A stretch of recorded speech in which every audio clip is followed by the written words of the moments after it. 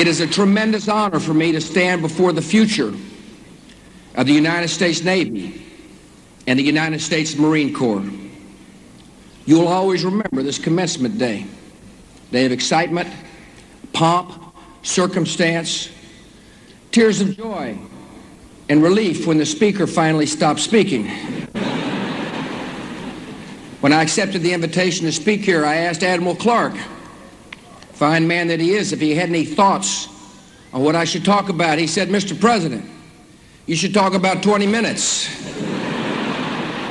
So we'll see how I do. I bring with me a small graduation present. In keeping with long-standing tradition, I hereby absolve all midshipmen who are on restriction for minor conduct offenses.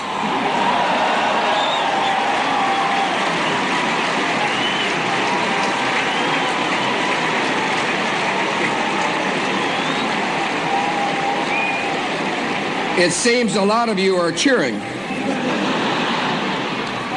I leave it to Admiral Ryan to define exactly what minor means.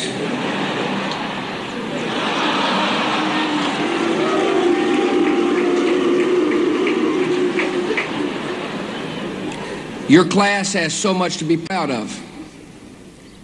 You've endured the physical shakedown of your plebe summer and the academic shock of your plebe year. You've endured sea trials and the trial of the Herndon climb.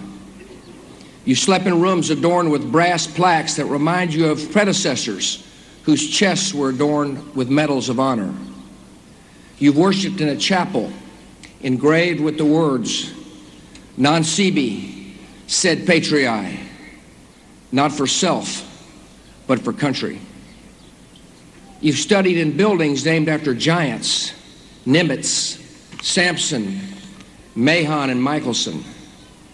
And just in case the studying wasn't enough, some of you gave the left-handed salute to Tecumseh, the god of 2.0. They didn't have that statue where I went to school. I wish they had. No one made you come here. No one made you stay. And no one made you to subject yourself to a code of honor and a life of discipline. But you did. And your president and your country are so very grateful and proud that you have chosen to serve.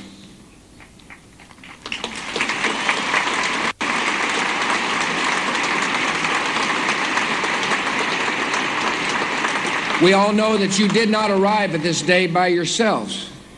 You had a lot of help. And at the top of this list must go your parents.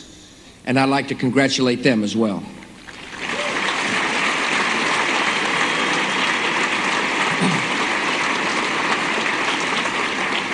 The class of 2001, you launch yourself into what we all hope will be fair winds and following seas. It's a good time to reflect for a moment on the things that change and the things that never change. Today, I'm going to talk about the changing world you're entering and the enduring values you'll bring to it. Presenting the butter bars to the class of 2001 will be 4 flag officers from the Naval Academy class of 1951. Admirals Buchalter, Dunn, McKee, and Metcalf. We're so honored to have them here, as well as a true modern-day hero and your former superintendent, Admiral Bill Lawrence. The class of 51 and the class of 01 are separated by 50 years, but you have much in common. You exhibit the same patriotism, the same professionalism, and the same drive. And let's not forget, both classes beat Army.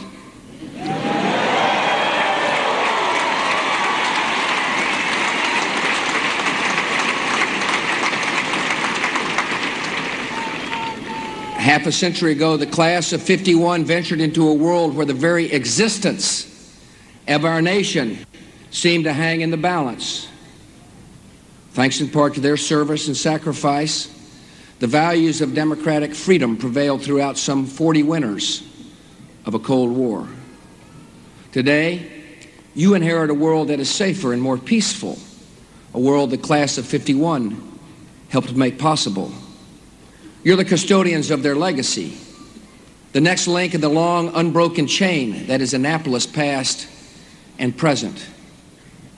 The world you're entering today is different from the one they entered in 5 decades ago, but it's still dangerous. It still requires America to have a forward strategy for freedom. The Navy Marine Corps team you're about to join as new officers will be an integral part of that strategy. Today, nearly 1/3 of our naval forces are forward deployed overseas. The USS Constellation Carrier Battle Group and its 10,000 sailors are plying the waters of the Persian Gulf, enforcing the no-fly zone over southern Iraq. Another 3,800 sailors and Marines stand guard nearby with the Boxer Amphibious Ready Group, deterring any mischief Saddam might contemplate. USS Enterprise is in the Mediterranean along with the Kearsarge Amphibious Ready Group. They're supporting NATO efforts to maintain peace in the Balkans and deterring those who would break the peace. And in the Pacific, the USS Kitty Hawk is on call, ready if needed, to defend America's interests. These forces are America's insurance policy in a world of change and challenge. They give comfort to our allies and pause to our enemies and adversaries. America today has the finest Navy and Marine Corps the world has ever seen. And with your help, I am committing to ensuring that we have the world's finest Navy and Marine Corps tomorrow and every day after.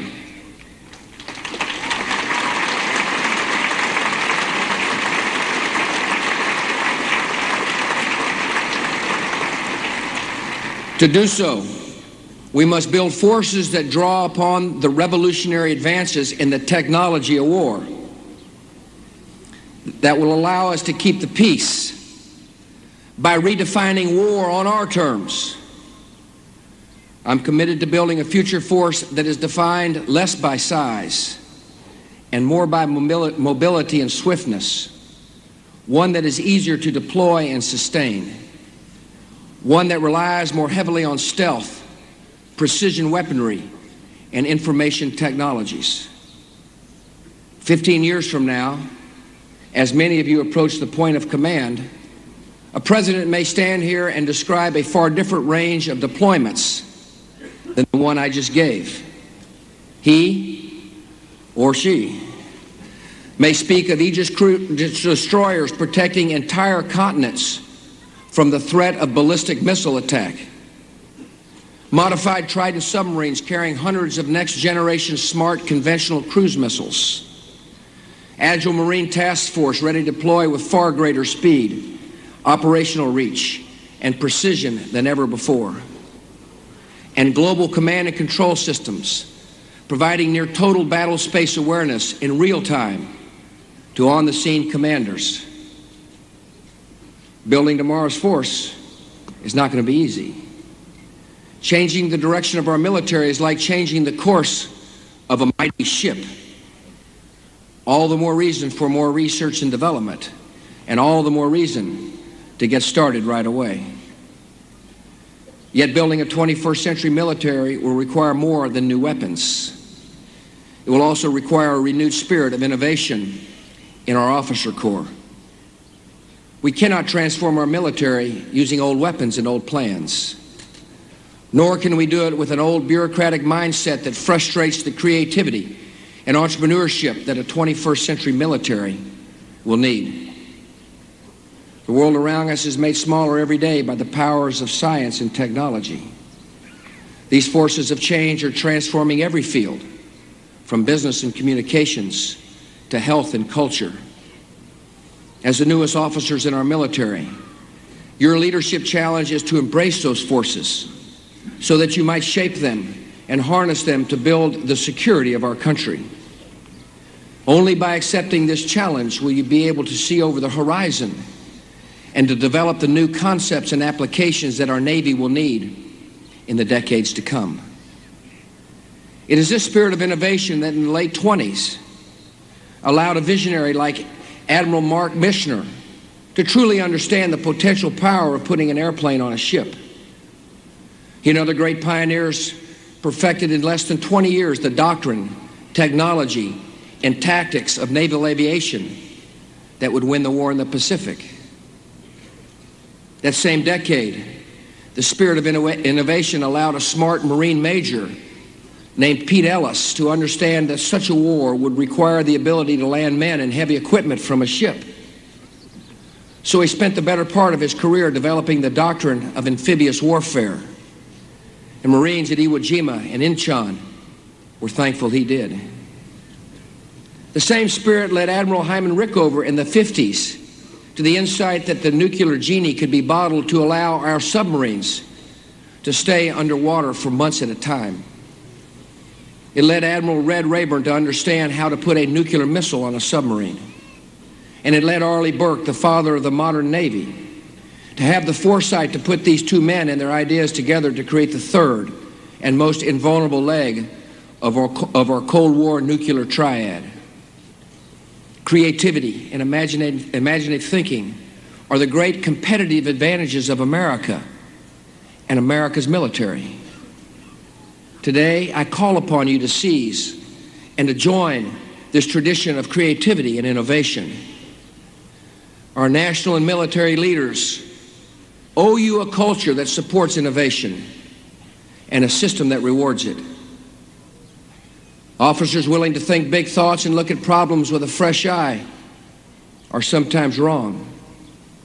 New ideas don't always work. If you pick up this mantle, some of your ideas may fail, but we need to give you this freedom, and we will.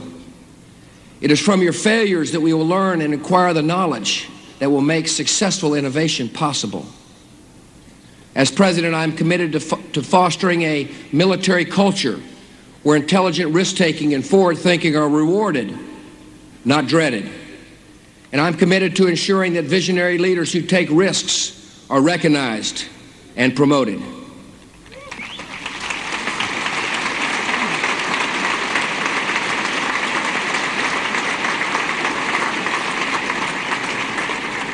The Navy of the future will require innovation and entrepreneurial leadership. It will require safeguarding naval traditions of accountability and responsibility. And as it always has, it will require men and women who live and breathe the values that have made America and her military great. You know by now that life in the Navy and Marine Corps is not glamorous. You will endure long hours of routine, punctuated, at times without warning, by moments of danger where the stakes for your crew and your country could not be higher. Annapolis has prepared you well for this life. It has strengthened your bodies and sharpened your minds.